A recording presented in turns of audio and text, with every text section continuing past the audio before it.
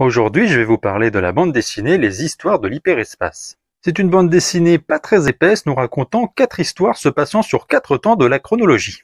La première partie se passera avec les héros de la prélogie, Anakin et Obi-Wan qui devront sauver Padmé. La seconde est une histoire sur Luke et Leia perdus sur une planète de neige.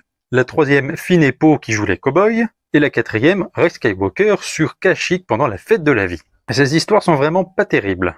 En le lisant, j'ai parfois eu l'impression qu'il manquait des cases ou que j'avais tourné des pages sans les lire. Tout s'enchaîne très très vite. Il n'y a pas beaucoup de dialogue et les quelques-uns qui sont présents ne sont pas forcément les plus intéressants. On n'apprend pas grand-chose. Malheureusement, les dessins ne suivent pas non plus.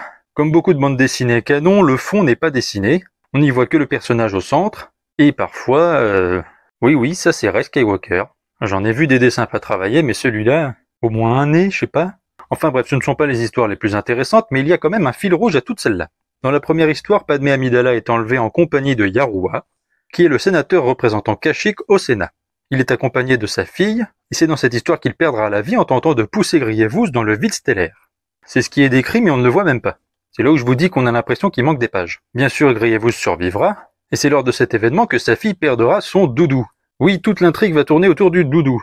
Cette peluche voyagera sur de nombreuses planètes, et cette peluche ne se retrouve pas dans la deuxième histoire. Mais il y a une peluche Wookiee aussi. Ce sur quoi Leia rebondira sur une anecdote d'elle plus jeune, une anecdote sans intérêt. Mais la fameuse première peluche se retrouvera dans un train qui sera retrouvé par les cow-boys Finn et Poe, et qui donneront à Rey Skywalker. Rey Skywalker qui, une fois sur Kashyyyk, après avoir capturé une chasseuse de primes, la rendra à sa propriétaire d'il y a 50 ans. Voilà, c'était le fil rouge de la peluche. C'est vraiment dommage qu'on ait des histoires aussi peu fouillées, parce que même un enfant n'aurait pas de plaisir à lire cette histoire. Ils peuvent nous proposer des choses bien meilleures que cela, mais ils se contentent de nous raconter des histoires sans impact, ou en tout cas sans originalité. J'espère vraiment que par la suite ils chercheront à s'améliorer un petit peu.